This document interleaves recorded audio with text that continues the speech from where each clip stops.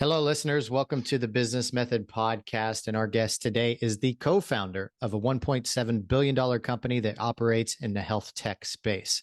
They serve in 44 states, and the United States have over 720,000 services available through their networks and have provided over 18 million people with wraparound support for their health. The company is UniteUs, and Taylor Justice is our guest. He's one of two men that built this billion-dollar behemoth of a business. He's on the podcast today. Taylor, welcome to the show. How are you? Hey Chris, how you doing? I'm doing pretty well. Thanks for having me. Yeah, I appreciate you coming on the show. I'm actually really happy to have you here, and appreciate you taking the time to share your knowledge with the community of listeners. Let's start it off, kind of opening it up like this. For the listeners, could you explain to us exactly what your company Unite Us is doing and why it's grown so fast into the company that it is? Yeah, so UniteUs is a software platform that connects multiple sectors together that may have been historically siloed. So think of government, think of community resources, think of healthcare. They all work usually with the same individual or family, but yet they don't know what's going on across different services that might be outside of their four walls. And so Yeah. our software platform connects those organizations together in a seamless way so they can securely exchange data around that shared individual.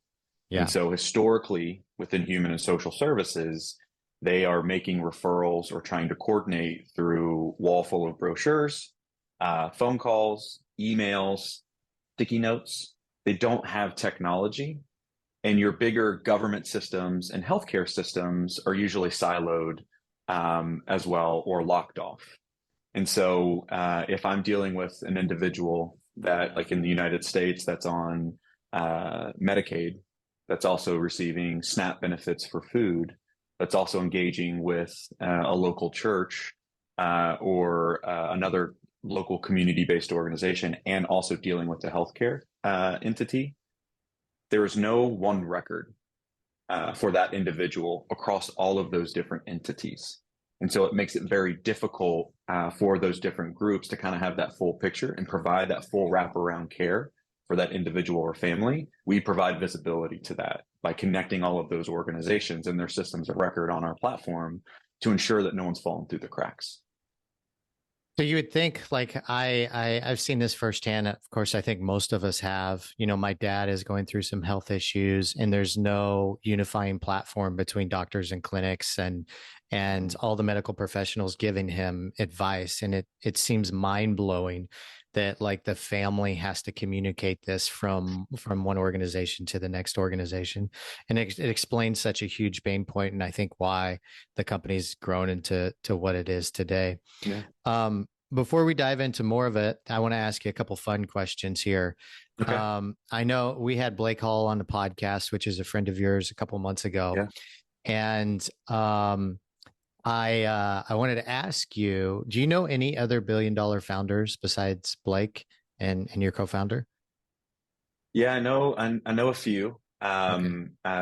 The connection with Blake is we all started around the same time. Yeah. And Blake and Unite Us initially just started in the veteran and military community. Right. Blake's company was originally Troop Swap. We were Unite Us, but again, only focused on that veteran and military sector, and then saw that what we were applying to those markets was applicable for a much larger and broader scope. Yeah. And so engaging with Blake along the journey, again, because we did it almost in the same chronological order. But as I've grown, I've started to connect with other founders in different sectors. I have a buddy who was the CTO at Dutchy, also a multi-billion-dollar company. And as I've grown, I've started to connect to other founders just through the venture capital networks that people have invested in us and been able to kind of engage with those portfolio companies where we meet once a year or every quarter and kind of just share best practices or vent a little bit, because at times it can be a little bit lonely Yeah. when you're building something and the emotional roller coaster is real. So what would you say, Taylor, are some of the bad habits of billion-dollar company founders? That is a great question. Hmm. I don't know if they're bad habits. So I hate to kind of classify someone else's journey or what decisions that they make, because I don't have the full context, because I hate it when it's done to me. Yeah. I try to provide context.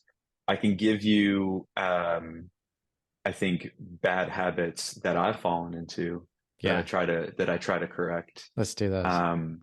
So when you scale, there's a lot of things you have to deal with. So we went and raised our Series C, raised $150 million.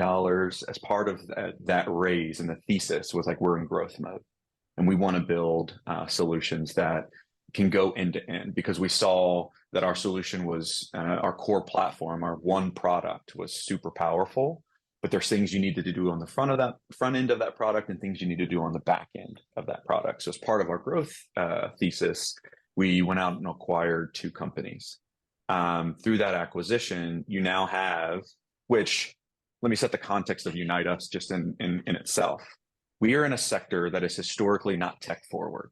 Mm-hmm. So when we hire individuals, we're hiring folks from healthcare, we're hiring folks from the nonprofit community, we're hiring people from government, and we're hiring people from technology. Those sectors and those paces are all a little bit different. And so you might have an individual, and the analogy I always give is like running. I might have an individual that can run a 6-minute mile, and they're really efficient. I might have somebody else that came from a sector that wasn't as fast paced. So right now they run an 18-minute mile, but they think they might run a 6-minute mile. And then you have all these variations, but you're now trying to get the company to all run together.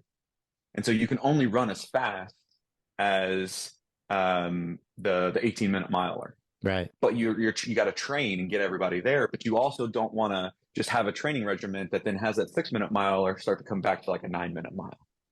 And so you're trying to like create a culture and get everybody on that same pace. That's just internal to UniteUs. And then what we did is we found 2 other companies that also had different paces, and then layered that into what we were doing. And they also had different products or different solutions or different variations. We acquired one competitor called NowPal and merged that with the organization, but they did things a little bit differently. And then we acquired an analytics company, which is completely outside of what we've traditionally done. And their focus area was a little bit different. And we tried to meld them all together. So we went from around 200 people to a little over 1,000 in almost 12 months. Wow.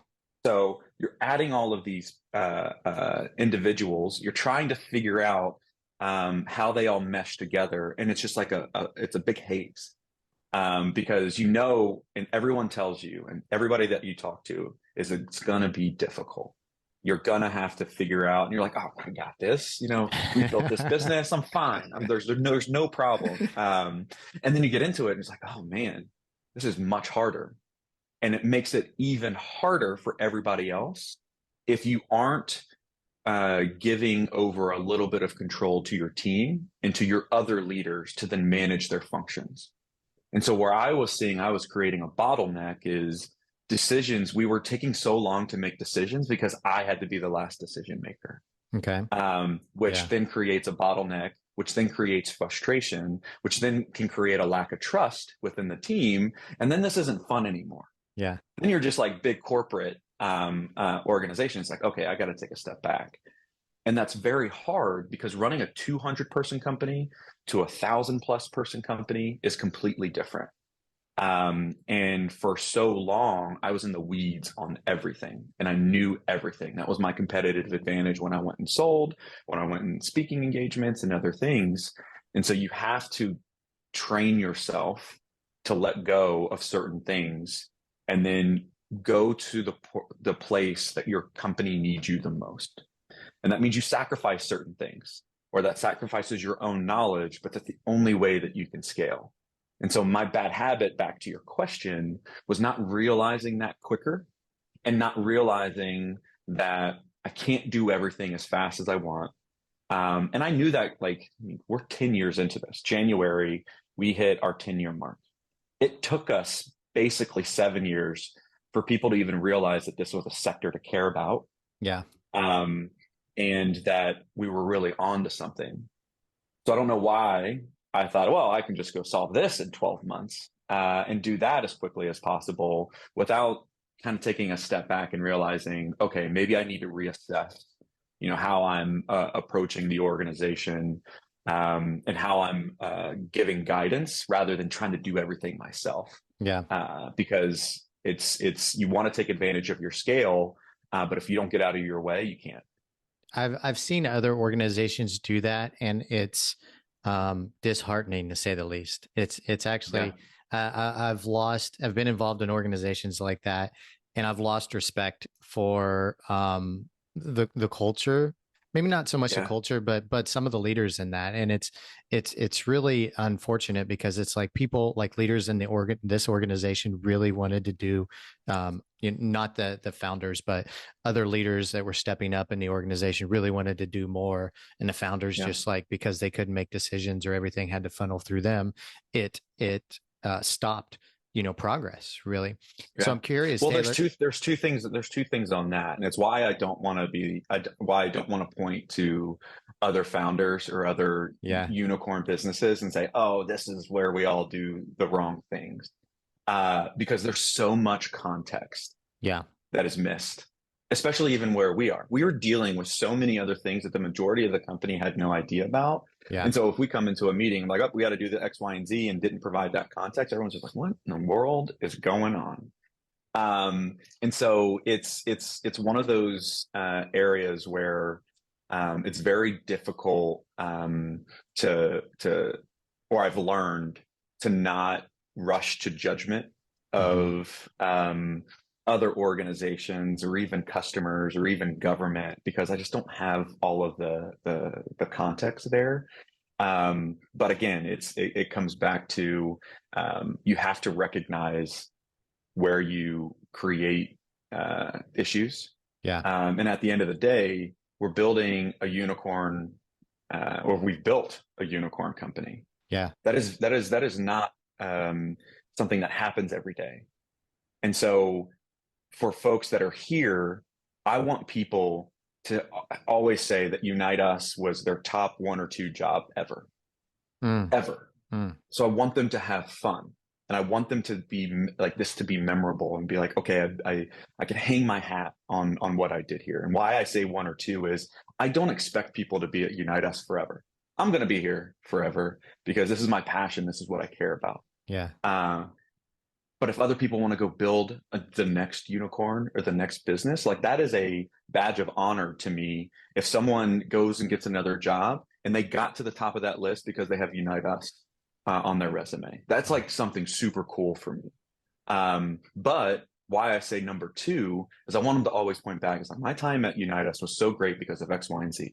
And if people aren't having fun, and if leaders aren't leading or resembling the leader that they wish they had, then you're not going to have a fun culture. And this is going to be stressful because it's already stressful. Why make it worse? And so I want people to feel ownership, to be a part of building something, and then change their experience similar to what you had. It's like, I don't want people to lose respect for me. I don't want my other co-founders or for my leaders because they didn't recognize all of these other things. Like, we have full control to build the company that we want. Yeah. There's no limits there, but people get stuck in their head of just like, oh no, I'm only here and this is what I need to focus on. And I just think that's short-sighted. What was that process for you like personally to let go of that control of being in the weeds with everything and starting to, empower the other leaders around you in the company? I would say I'm still in recovery. It's a rough addiction, isn't it? Right. I mean, it's tough because I'm a doer, man. I like to get in and execute. And And that's not necessarily where the company needs me anymore. Now there's certain things, again, I got to go find where can I create the most value? Can I set the appropriate tone? Can I create a positive culture? Can I make sure people are having fun? Can I let people know where we're going? Because I have a vision for 5, 10, 20 years from now. And then can I make sure that I find the team that can then go execute on that, and then find amazing leaders and then get out of their way. Like the whole, was it the Steve Jobs cliche? It's like, you hire good people not to tell them what to do. You hire good people to like go run and execute. And that's very hard to do. But it takes intentional effort to see those triggers of when they're happening, recognize that, and then take a step back. And it's awkward as hell. Because again, I'm in a sales scenario, I'm used to jumping in and executing, or I'm in a team meeting and someone has an idea or a thought process, and I feel like I've learned how to process information quickly and look at 2, 3, 4, 5 different scenarios, and I know where ultimately that idea or that process might have some flaws. But by me just kind of jumping in and be like, no, we're going to go this direction, it doesn't allow people to grow and to develop. Right. So like what I learned over the last 7 years. And so I have to try to learn is like, how can I accelerate that learning path, but not overstep where I'm just giving people the answers and they don't have freedom of thought. But it's an ongoing problem, because when I or my co-founder or other executives lead and they make a decision, like people follow, and they take it as like, sometimes they take it as the gospel. And so it's very dangerous if you don't have that freedom where people can speak up and push back and also make their own decisions. Do you have to, like I'm a doer as well. And so this is why I'm asking. And I'm a doer so much. For a few years, I ran an event called Get Shit Done Live, where you just go and Cool. you just go do shit in your business for 10 days, right? It was a lot of fun. Anyway, like I'm curious if there are ways that you can balance doing and getting shit done in your life where that could kind of like keep you on the spectrum or keep you balanced out, because you have to let go of doing more in your business or more in the company. Does that make sense? No, it does. And this is something that I also wrestle with, because when it comes to Unite Us, in my role and my job here, I'm relentless. Like I travel 4 to 5 days a week, or like I was traveling that amount.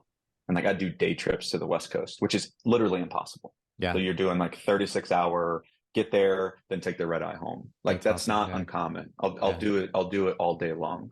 And I will push myself harder than anyone else, not because I'm better, because I'm just like, this is what I care about, and I'm the founder of this organization. But I make excuses for other things. Yeah. Like working out. Yeah. And, I played college football. I was an infantry officer in the Army. Physical fitness, my entire life, has always been a top priority. Right. But as I start to travel, I'll start to make excuses for myself. And so until recently, I'd be like, oh, well, I just took that red eye. I just want to sleep tonight. Or, I've got this big meeting tomorrow at 8 a.m. I don't want to wake up at 5 to go work out. I need to rest up and make sure I'm good to go. And that started to become a habit, to where the end of the year, I'm looking at myself and I'm like, I gained 25 pounds. And I'm just like, I don't feel good, and my mood will start to change a little bit, where I become a little bit more irritable. And it was my wife actually, who during the pandemic, I mean, she was doing like 2-a-days, like working out all the time. And I was just like, what are you training for? It's like she was training for the apocalypse. But she said something to me, and it's just like this mental flip. She goes, I consider working out like me time. Right. That's like my gift to myself, because I don't always want to do it, but it's like my chance to like have my own time where I'm just in my own head and doing something for me. And it's like those little triggers Yeah. And so I've started to get back into it where it's like, yeah, it's the one time where I'm not like, you know, consumed by something else, or I can listen to music and just like there's just like Taylor zone. Um, and it's one of those areas that I I need to better balance out where I am taking care of myself so I can do those crazy trips or, you know, spend time. But there's like the physical aspect of it, the mental aspect of working out where I just feel better. I have more energy. I seem more positive. Mhm. And it's also an area where I can get a little bit of frustration out and get some of the stress out. And so I'm at the early stages of getting back into it. Still got some lbs to shed, but Mhm. it's one of those things where I'm trying to find this synergy. I don't think it's a balance per se because things fluctuate all the time, but it's like making sure that I fit it in, even if it's just something small. Yeah. It's one of those areas that it's more for my mental health, not just my waistline. What type of workouts do you like to do? Honestly, it depends on the day. My go-to is kind of getting back into my college football days of lifting, um, or kind of like hit type of workouts. But I need to layer in a little bit of cardio here and there. So I'll Yeah. usually do Monday, Wednesday, Friday are my lifting days, and then Tuesdays, Thursdays are my cardio days or rest days, depending on how I feel. I found a really great travel workout. I call it my hotel room workout. And you can do it in a hotel room. That's what I call it. Yeah, 100 burpees in 10 minutes. And you're getting cardio strength training, you know, letting out aggression, you're getting a great sweat. Then you can hop in and do a cold shower afterwards, cool down and start your day. Like that's all you need when you travel. It's a great yeah. workout. Yeah. So The worst exercise ever. exactly. I hate the levels of it. But Exactly. yeah, Exactly. totally. But the sense of accomplishment after doing something like that, like everything else in the day is going to be pretty easy. Yeah. So I know you went to West Point and you played football there. And I'm not a military guy. I didn't grow up around a military family. You know, grandparents served, but that's about it. And I'm always curious about the allure of West Point. Like I don't know that much at all about it, and I don't think a lot of people do unless they're in those circles. Could you describe what it's like? Because it seems like, you know, top grade A, you know, presidents have been there. Hmm. You know, a lot of successful military generals have gone there, even Civil War generals, you know, it goes Yeah. back a long time. What is, you know, what is the essence of West Point? Why is it so great? And just like dive into it a bit for us.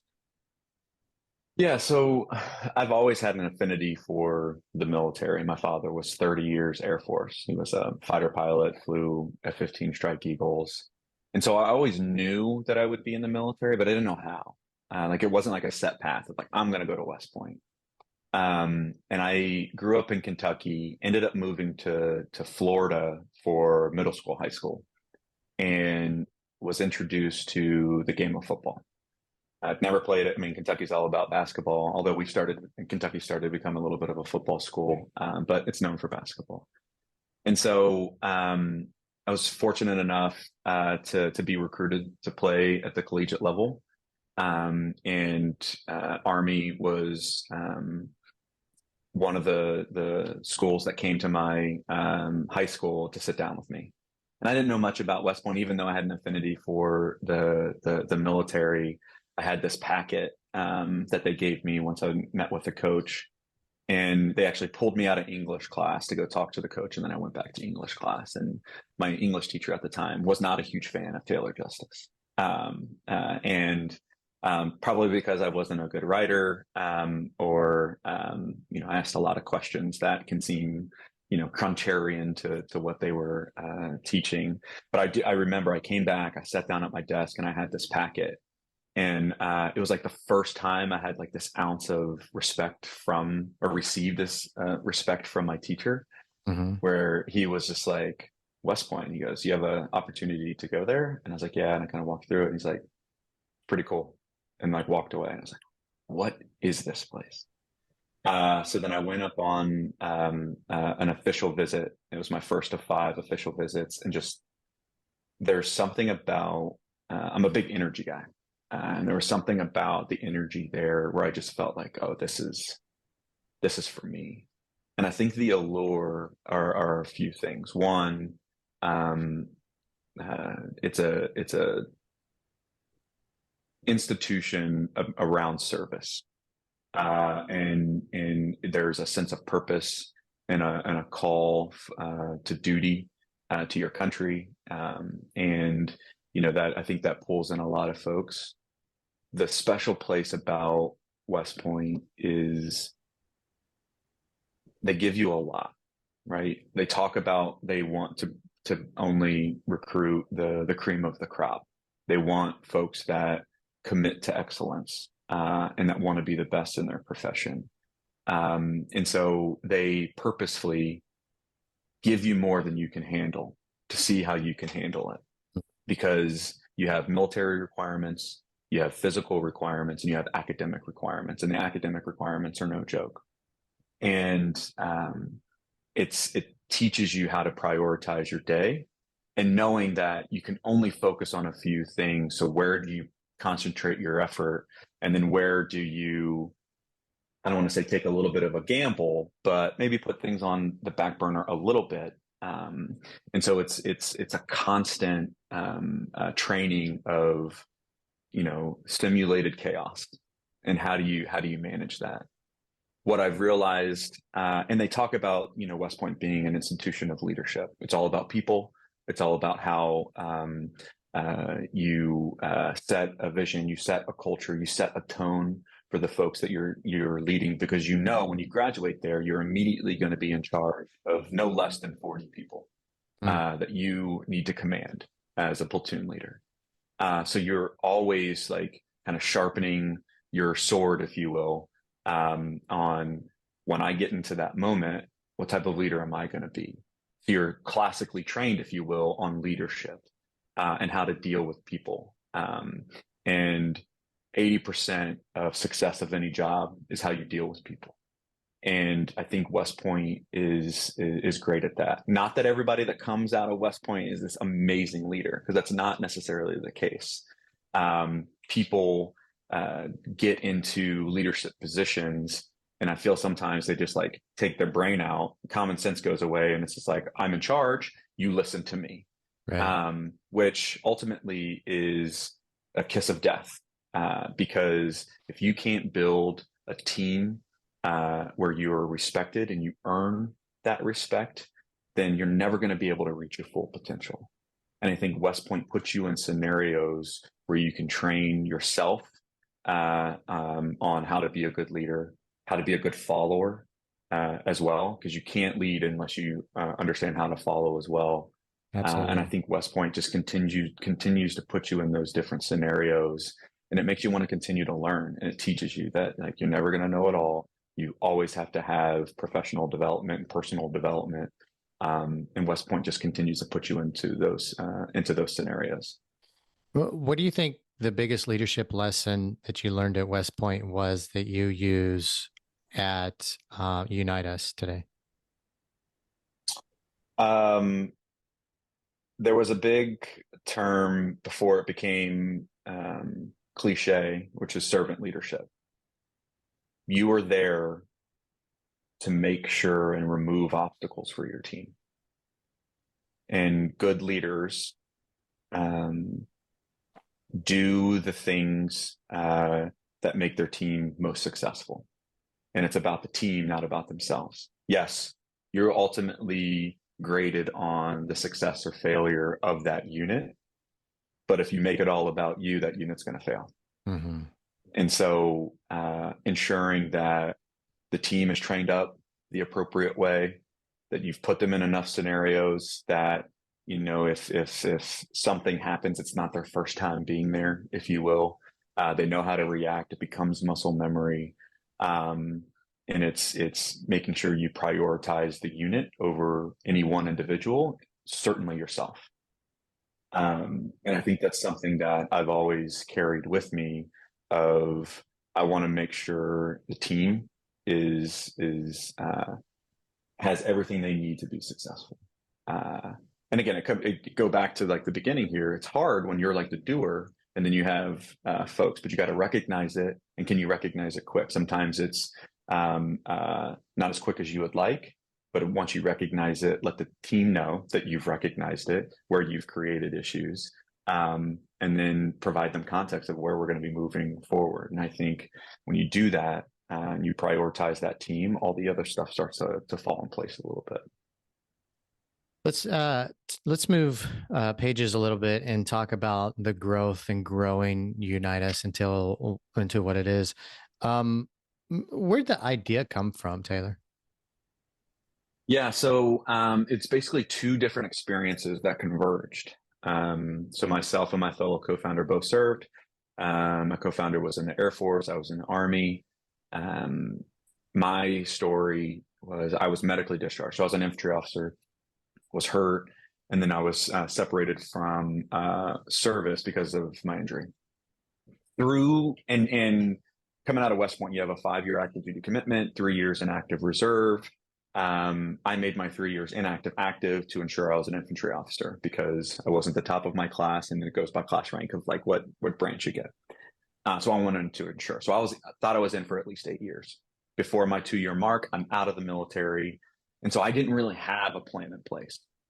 And so as I was transitioning, dealing with the VA, trying to find a new job and finding a place to live, kind of figuring out what I'm going to do in this quote unquote civilian sector, I was like, this should be a lot easier. I thought I was pretty smart. I had a really strong network, but it was still very, very difficult.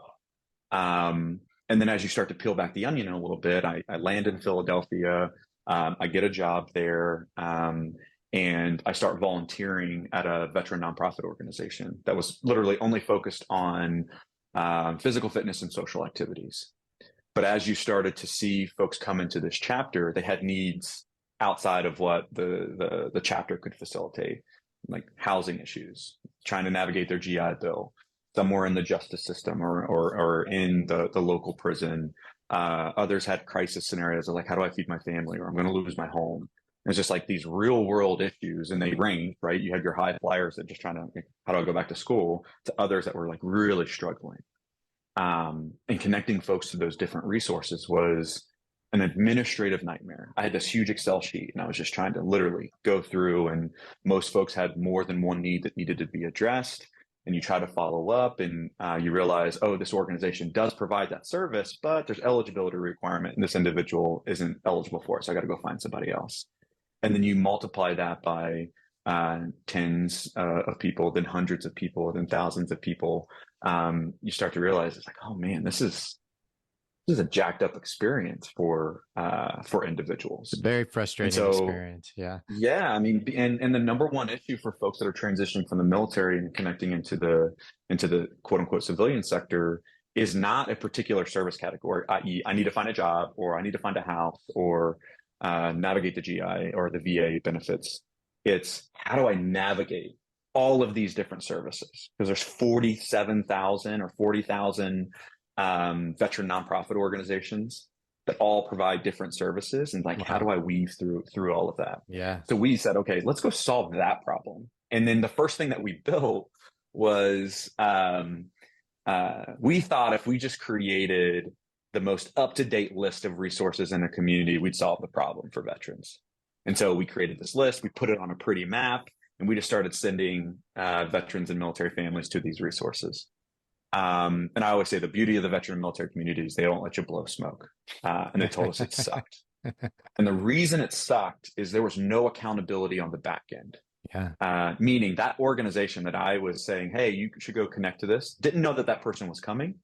And I didn't necessarily do the full mapping of all the services that they provide and all the eligibility requirements. So that individual that needed food might have to talk to 3 or 4 different organizations before they found the one that could actually solve their need.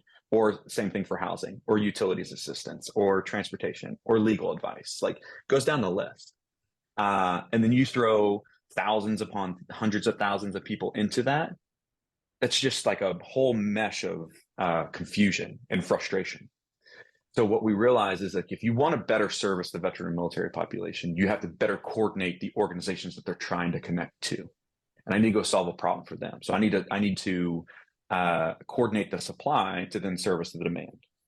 And so we flipped our model and we said, we're going to build software that allows these organizations to better communicate to each other. And so for our first 5 years, we only focused on veteran and military population, and we only built networks in the community. Like, we weren't selling to healthcare. We weren't selling to state governments. We were basically selling to big philanthropic organizations and foundations that wanted to fund this work because they were already funding all these different organizations, but wanted them all to work together. Yeah.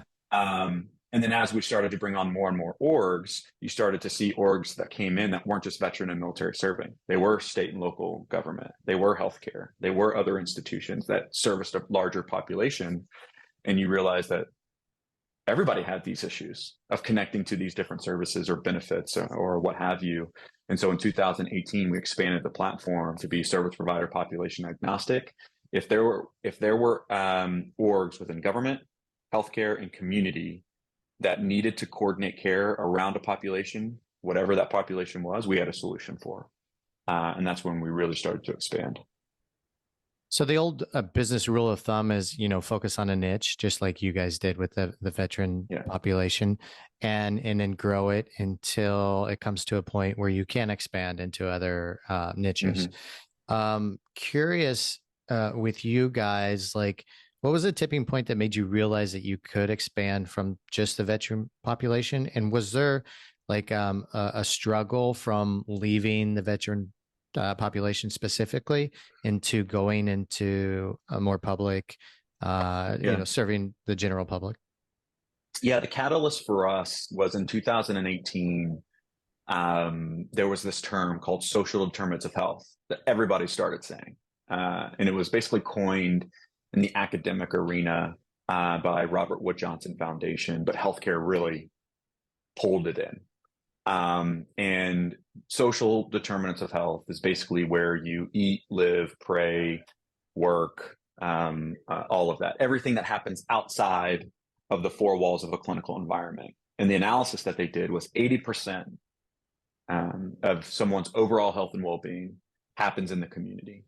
Do I have a roof over my head, food in my belly, employment opportunities, etc. 20% of your health happens in the clinical environment. And so there was this shift of we need to better connect to these services. And the challenges that we ran into going into the SDOH space was it was still relatively new for these healthcare entities. Social care has been around for decades. These organizations have always been there. You have some of the largest community-based organization, national nonprofits that have been around for 100+ years. Goodwill, 120 years, I think they've been around. But they've never been at the same priority level as healthcare. And so what we started to see and the challenges we ran into was, one, oh, you're just veteran. That's not my population. So that's probably not going to work here. Two, they were 5 years behind us because they thought they just needed a resource director. If I know where the resources are, and I can give it to somebody much quicker, I'm solving their problem. And we're like, no, you're not. And at that point, CMS, Center for Medicaid and Medicare, had put out these accountable health communities, RFP, where they were paying these big healthcare entities, basically big hospitals, to screen individuals. And so they prioritize, let me just identify where people have social needs, and then let me give them a referral, i.e. a piece of paper or a digital piece of paper, and that will address their need. And they also define the referral as that's a connection. I've connected that person to that organization by giving them a piece of paper. So they never went the last mile. And so what we started to see we're doing care coordination for human and social services, and everyone's like, get out of here. Like, it's very easy and simple to buy a resource directory and upload it into an electronic health record. Right. You're basically just importing an Excel sheet. And that's all that they cared about. That's all they prioritized. And so what we had to do at that moment is show that the veteran and military community is the perfect petri dish of American society when you look at age, race, socioeconomic status. It is everybody. They come from all walks of life. And then two, you need to prioritize the outcome and stop worrying about referrals, because referrals only going halfway. can you prove that this individual has received the services that they're looking for? And so we had to fight against that because it wasn't a big budget line item for healthcare organizations or health plans. Most of them didn't even have a budget line item at all. They were still using it through their philanthropic or foundational investment arm. And so we had to do a lot of convincing. And we got our first healthcare opportunity in upstate New York. Our second big opportunity was with a visionary in the Health and Human Services landscape, Secretary Cohen. She was the Secretary of Health and Human Services in North Carolina, where she had a vision. She came from CMS, where she had a vision where she wanted to transform how we provide care, and realized that if you're going to help a population be clinically healthier, then you have to make sure that they have good food, and you have to make sure that they have a roof over their head, and you have to make sure that they can pay their utilities. And so he set out to create infrastructure that aligned government, community, and healthcare. And so we went through an RFP process. We were selected for that. The next big evolution for us was Kaiser Permanente, massive healthcare entity here in the States. They're across 8 states and the District of Columbia. Their membership is 13 million people, but the communities that they serve actually impact 68 million people across the country.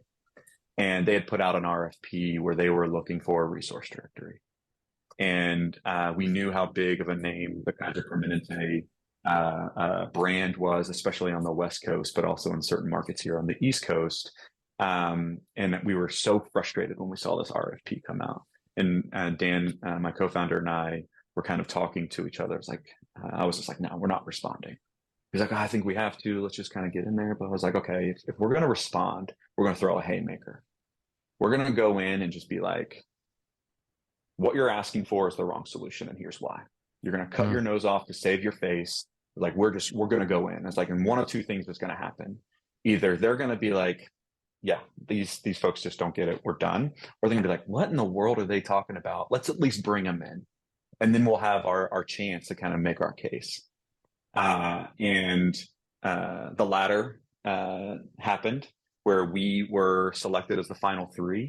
And then we had to do day-long presentations to the Kaiser Permanente leadership. And we just went all in, like literally just like got on our soapbox and we're explaining that how they were thinking about this solution isn't going to do anything. You're only going to be able to identify needs. If you want to actually address it, here's how you do it. And they bought in hook, line, and sinker. Like they've been such a great partner because they actually care. So much so, they've only ever purchased 2 enterprise-wide solutions from like a system of record perspective. One is Epic through their electronic health record, and 2 is us. We are enterprise-wide across all of their networks across the country, and they break up those 8 states in the District of Columbia into 39 different like micro regions, if you will. And so we're across all of that. And they made us sit down with then CEO Bernard Tyson, where he said, this is so important to us. We don't want to just be the leader within healthcare. We want to be the leader within health and social care. And that really set the tone, because once you have the state of North Carolina, the first ever statewide network where you're connecting all of these resources, a big institution like Kaiser Permanente saying, I prioritize outcomes over referrals, that sets the tone. And then everybody else starts saying, what is this? Let me learn about it. And then the pandemic hit shortly after. And what you started to see was the second and third order effects of the clinical response to COVID-19 was this unprecedented stress you started to see on the human and social service landscape. Kids losing access to food because schools are shut down.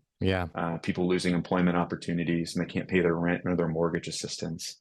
And we were able to replicate what we did in North Carolina 16 times just in 2020.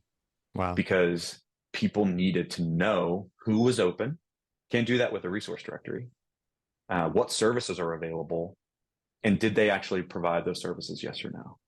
And it was just a big validation that the lack of appropriate public health infrastructure in this country is real, and UniteUs is there to go solve that. Nice. That's such a great lesson that, when you had the opportunity to partner up with Kaiser Permanente and you decided to go in and, like you said, throw the haymaker and go with your gut on what you knew was right versus like even just, not answering them or creating a partnership without being completely honest about how it should look. Like that's what I feel a lot of people lack. And just like their own personal leadership to do that in their own lives. And I'm curious, like, what do you think gave you the courage to go ahead and do that, even though you're kind of like risking a lot?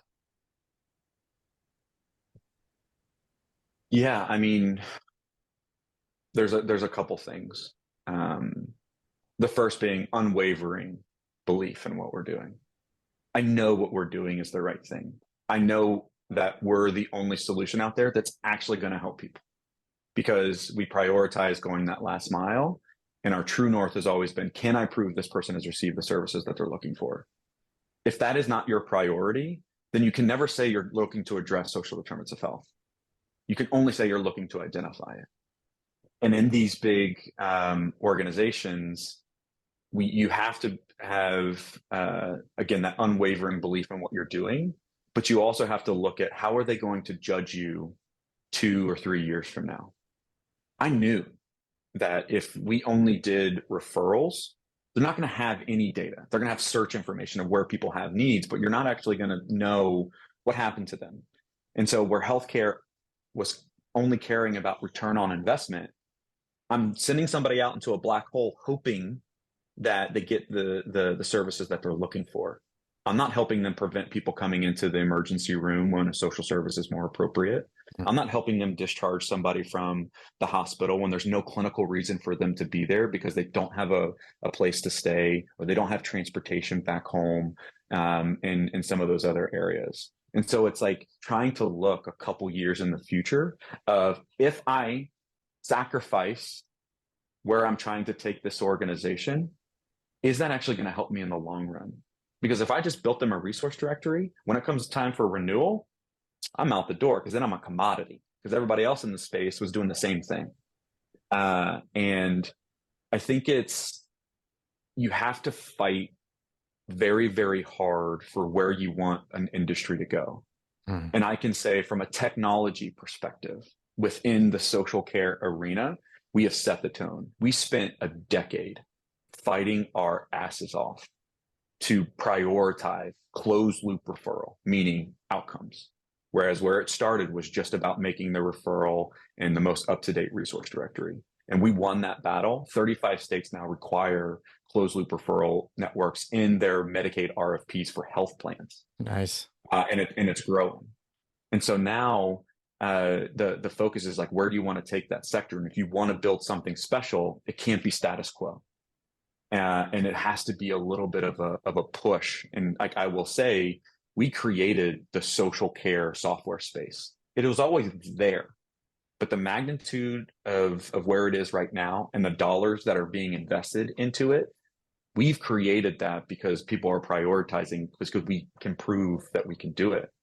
And now we own over 72% of that market and continuing to grow because we did the right thing. And so you have to have a vision for where you want the sector to go, not just your business. And then how does your business fit into that? And we felt that if you had a software platform that solved problems and allowed organizations to make bigger and bigger investments into social care, that was a good thing for the entire industry. And we're right. Because now you not only see people investing in technology, they're investing in paying for those interventions and reimbursing community-based organizations for those interventions. If we stayed with the resource directory side of the house, that would never have happened. You would never start to see governments start to put a budget line item or request funds from CMS or others. Can I pay for these interventions for this population? Can I give them food because that's part of their health?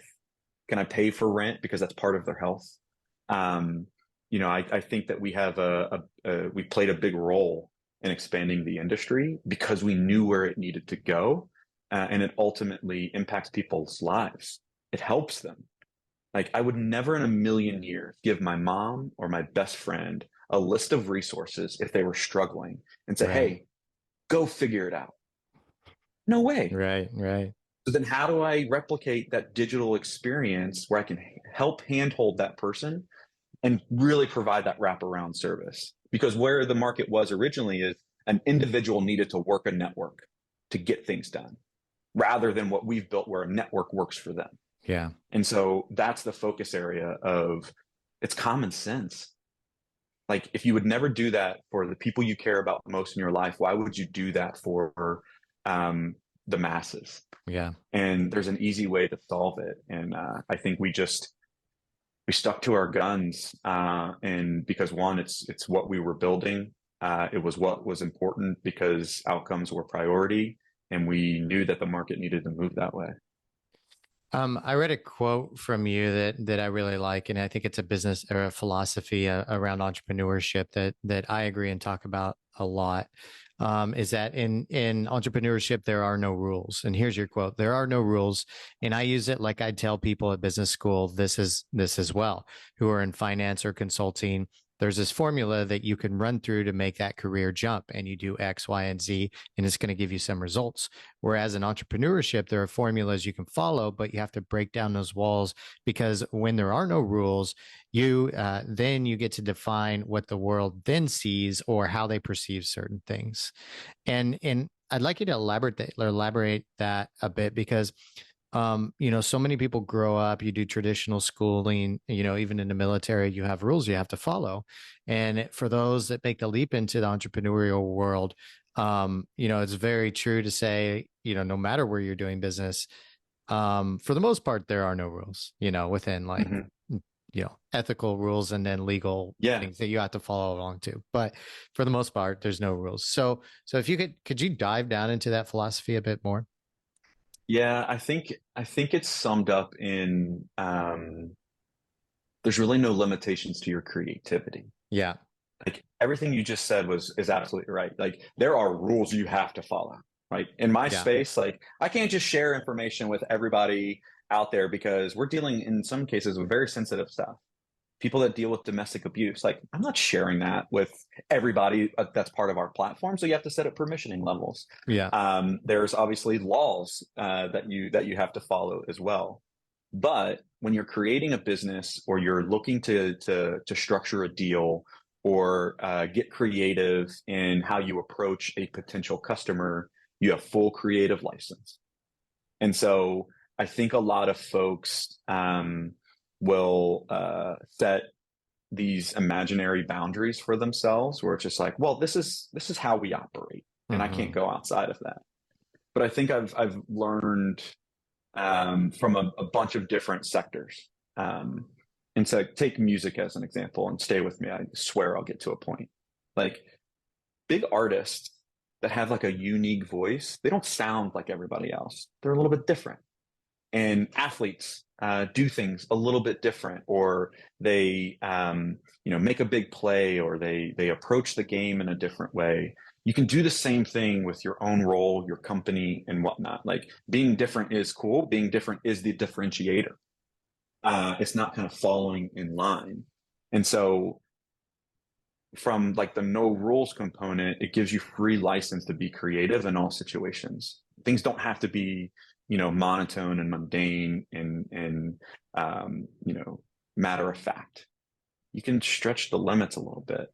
And even in the military, I think everybody puts military folks in a box, but like, as an infantry officer, you are taught, like, no mission, no matter how much you plan, how much you put into the structure and the resources towards a particular objective, no mission or no plan survives first contact. Meaning, when that first round fires off, or the Mike Tyson quote of somebody punches you in the mouth, like, things start to go awry a little bit. And so you're Right. taught to deal with ambiguity. And you're taught that in those moments where chaos ensues or something isn't exactly how you perceived it was going to be, or that didn't go to plan, in those moments is the most opportunity. And the individuals and the organizations that set themselves apart are those that recognize that this isn't crisis and this isn't like, oh, the world's coming to an end, that this is an opportunity. Where most people take a step back, is like, hey, I want to see how this plays out. My whole thing was just like, I'm moving forward. I'm executing. Like this is my chance where everybody else is taking a pause. I'm hitting the gas. Mm-hmm. And so there are no rules that goes into creativity. And it's like recognizing in certain moments where, it can even be in a conversation with a customer where they ask something very, very difficult. And there's like a little bit of silence. Like I just have this something inside of me. It's just like, it's my time. It's my time to step up. It's my time to act. And then I do. And I think from like the no rules component is, you set the tone and you set the stage for how your organization operates, and everybody's looking to you. And so if you're a creative individual and you push the boundaries and you write a contract in a different way, or a customer's looking for a solution and they only want your competitor, and for whatever reason, I haven't done a good job of explaining the differentiation of what we're doing, and they ask for a quote from me, I will give them a quote and I'll make up a different product just to show that there's differentiation. Going back to that Kaiser Permanente example of, wait, what is this? And then it gives me an opportunity to re-explain. It's like, oh, well, you're comparing us to this organization. This is what they do. If that's what you want, here it is. But if you want the other stuff that we do, this is what it is. And it gives me another opportunity because I haven't sold it, but it's like, and sometimes that fails. They're like, yeah, get out of here. Damn, I messed up. But it's like giving yourself that creative license to go. And so from a no rules component is like, yes, there's boundaries that you have to play within, but creativity is another superpower, I believe.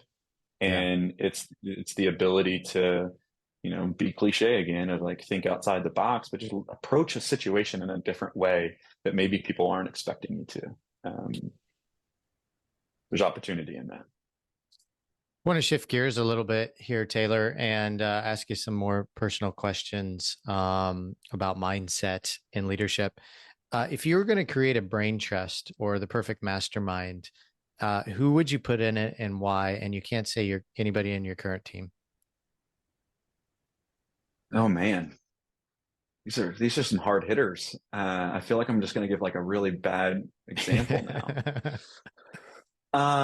A brain trust. And so I guess let me just make sure I'm defining this the appropriate way. It's just like, if I'm approaching a problem or looking for advice, here's the group I want around me. Correct. Is there any limitations to how many people I can have?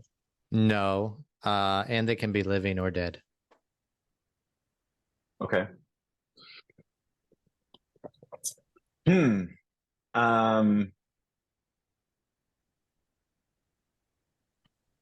Man, this is a good one.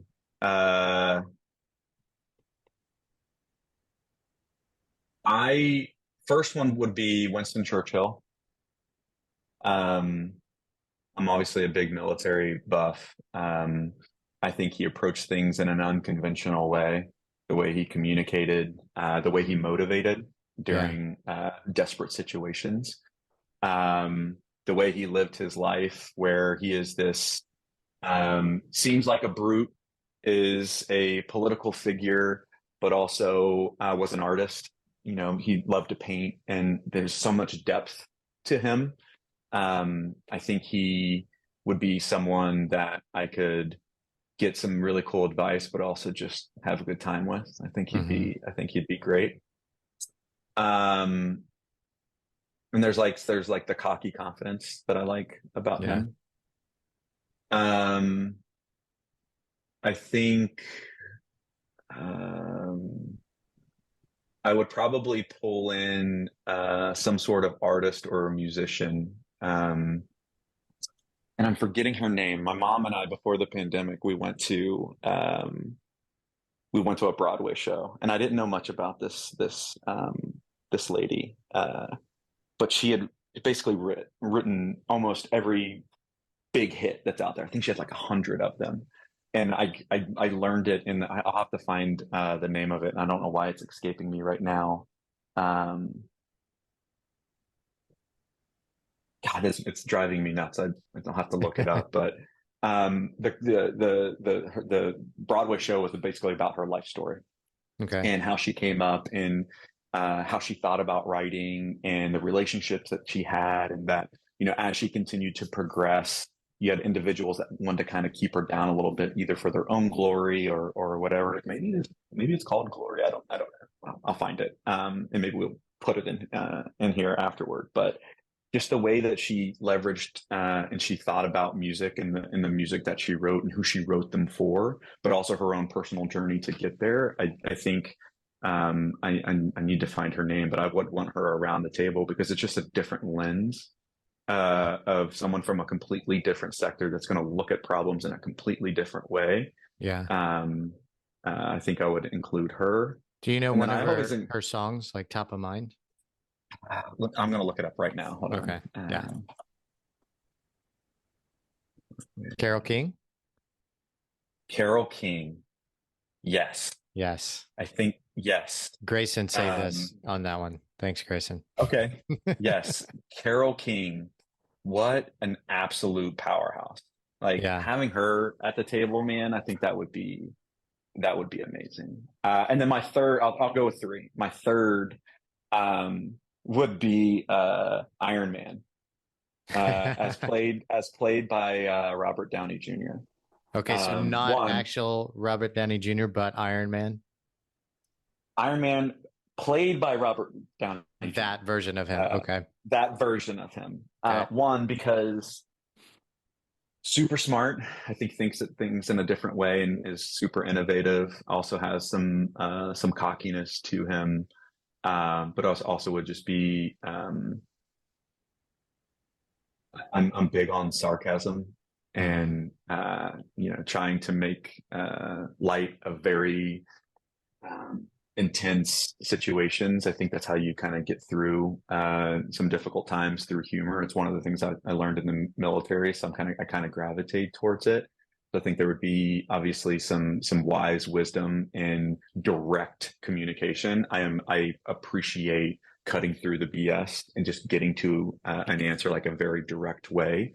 And I think his character does that. Obviously, there's intelligence behind it, but there would be, the snarky sarcasm that would create some levity in some of those situations. I think you put those three in a room, that'd be a pretty good time, and a pretty good advisory board or Nice. brain trust. I'm going to have to check out more about Carole King and Iron Man. I haven't seen Iron Man before, so I'll put that on the list. Nice. Okay, next question. Start from zero. Say you had to start again from zero. What do you do? And you can't do anything in the health medical tech field.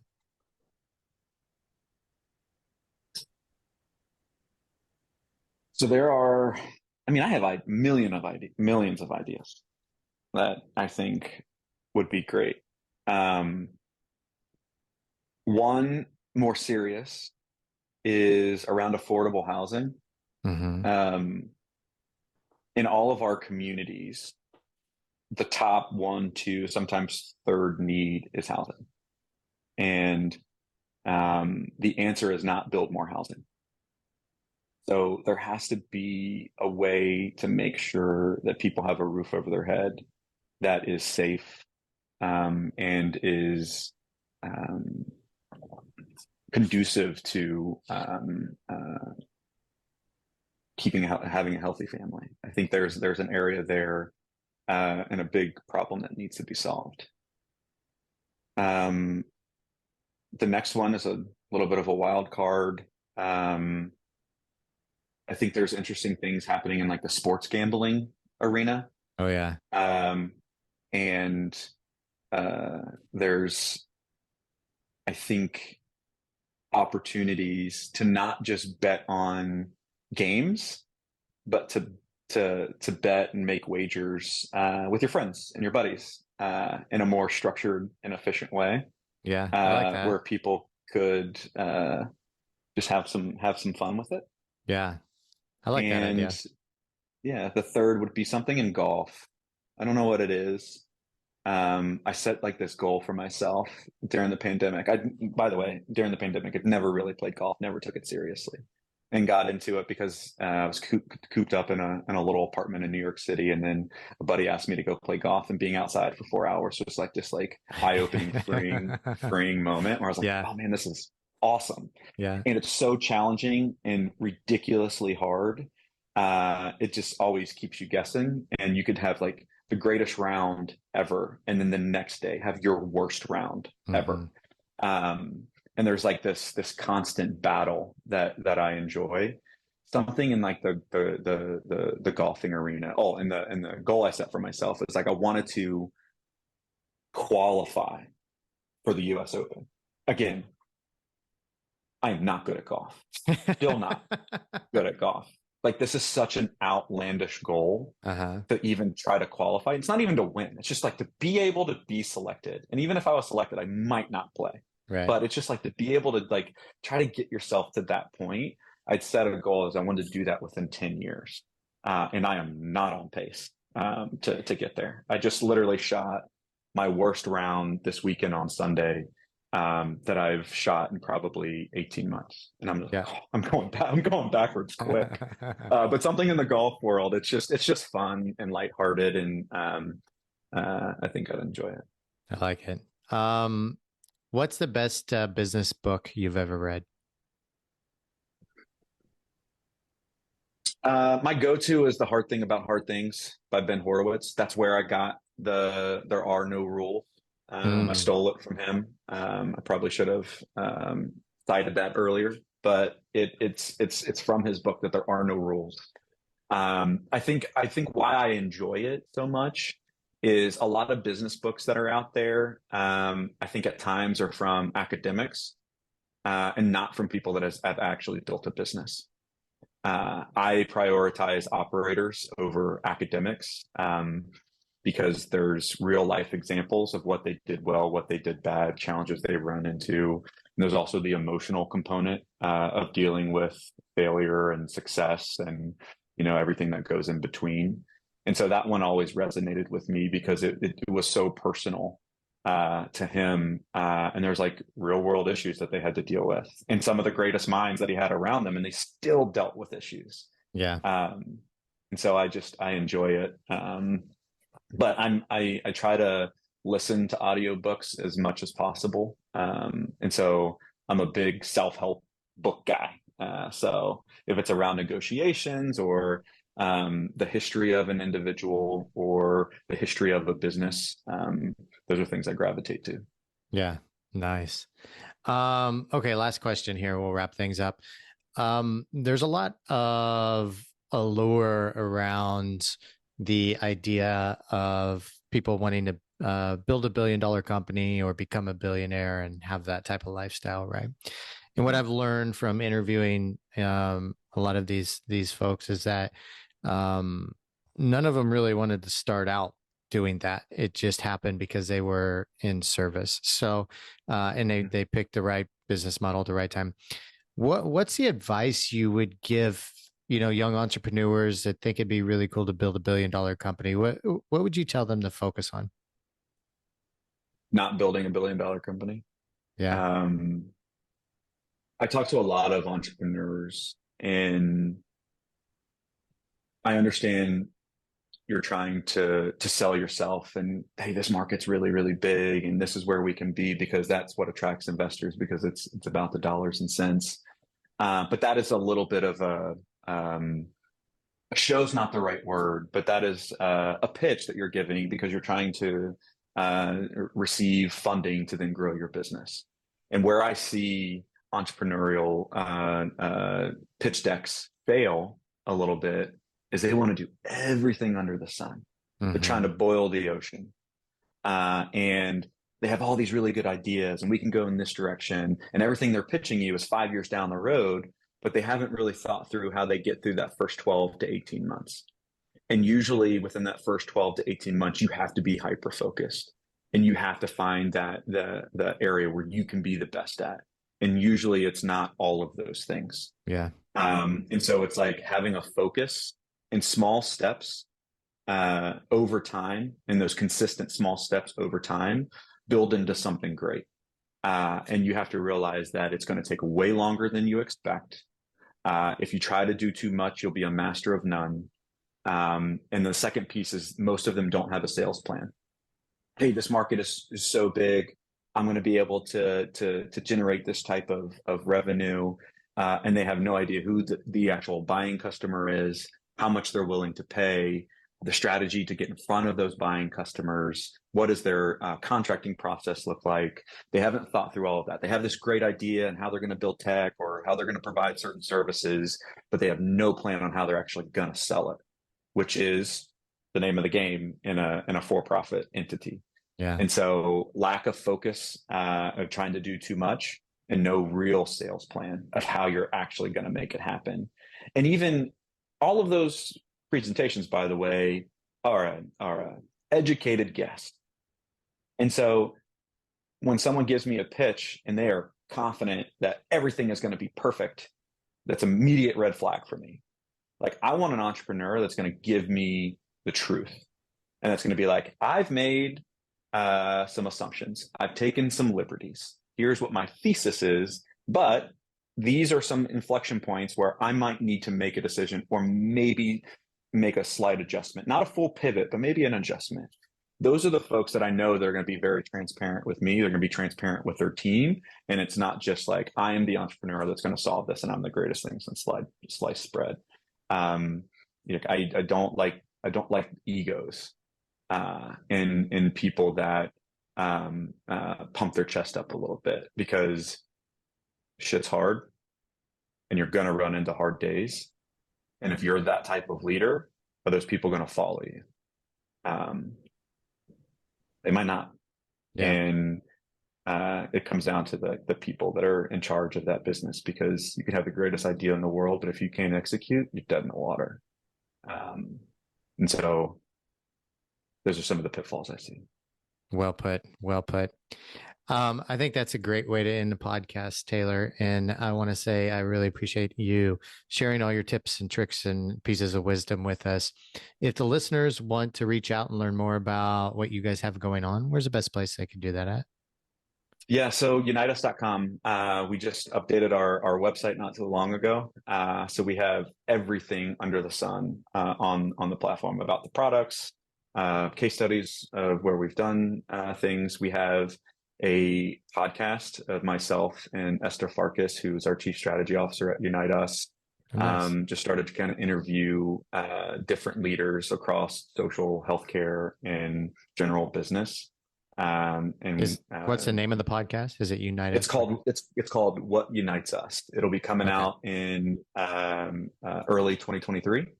And so we have our first slate of interviews that are already completed. So we have them all ready to go. We're just doing a little bit of editing on those, but we talk about a lot of things. We talk about some Unite Us stuff, but also a lot of the stuff that we talked about today. Like, what are some of the challenges that people faced, but how is it connecting to people and connecting to others that allow for magical things to happen? Yeah. And so I would go to UniteUs.com, and then we'll have the stuff up on what unites us whenever it comes out. But that's the best place to go. Nice. Again, Taylor, thank you so much for coming on the show. We really appreciate your time. And there's so much of this that I really enjoyed, but especially I love that lesson that there's no rules in entrepreneurship, and one that I think I'm continually learning over and over again in my career as an entrepreneur, because it never really ends, because you can always just keep going to the next level with that. So I really appreciate that. Awesome. Thank you so much. Yeah, thanks, Taylor. Listeners, we're going to wrap up there. Thank you guys for tuning in once again, and we'll see you on the next episode. Goodbye, everybody.